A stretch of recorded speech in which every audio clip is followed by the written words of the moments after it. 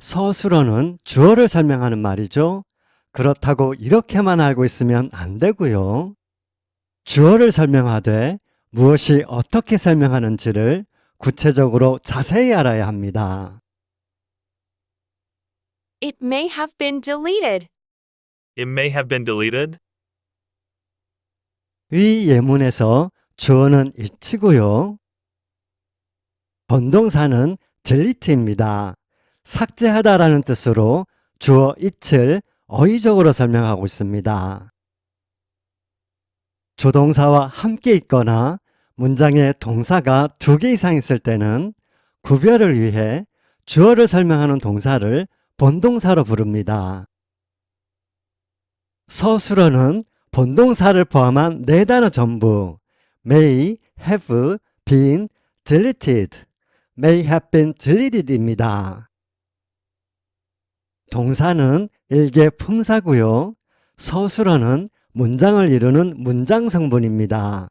주어를 설명하기만 하면 동사뿐 아니라 어떤 말이든 서술어입니다. may have been deleted. 품사부터 말하면 may는 서법조동사고 have는 시제조동사고 be는 완료분사고 deleted는 수동분사입니다. 품사와 관련된 문법을 말하면 may가 서법을, have가 시제를, be는 상을, deleted가 태를 나타내며 주어 it을 문법적으로 설명하고 있습니다.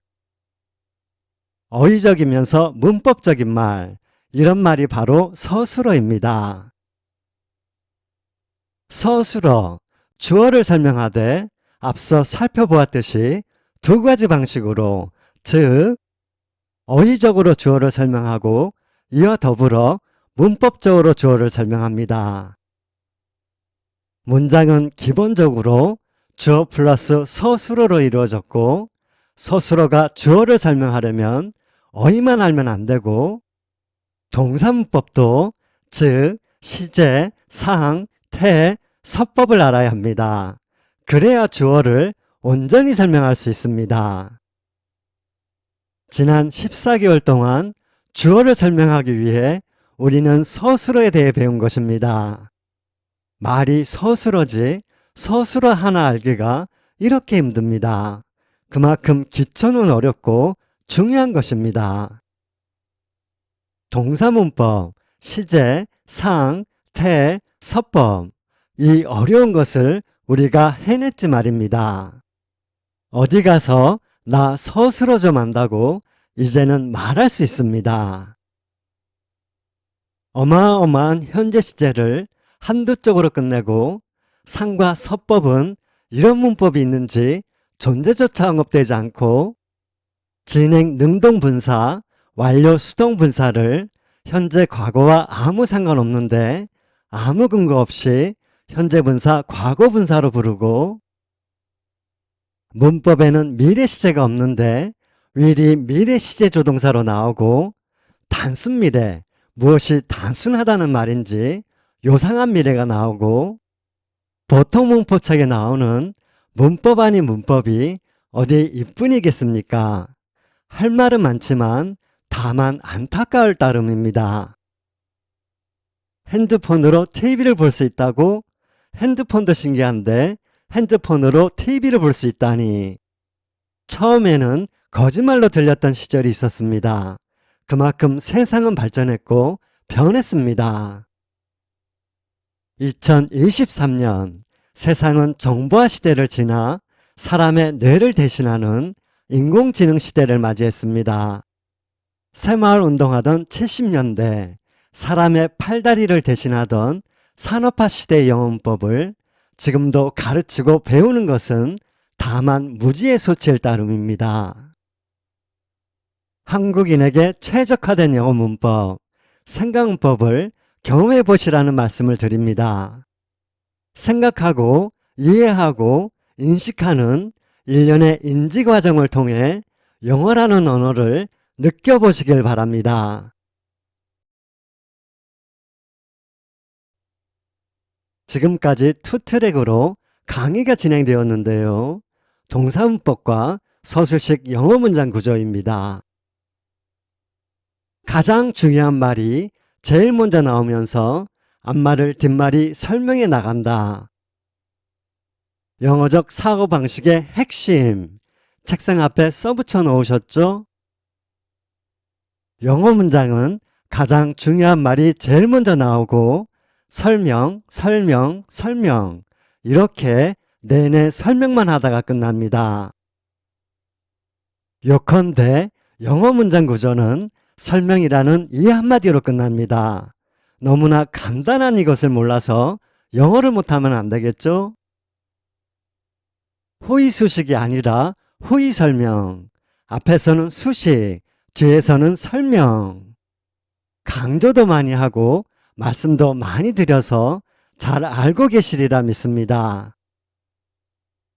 홈 하면 재생 목록, 영어의 메커니즘 목록에 서술식 영어 문장 구조와 관련된 총 12개의 영상이 있습니다. 이미 시청하신 분도 틈나는 대로 재시청을 하셨으면 합니다. 서술식 구조에 대해서는 이것으로 가름합니다.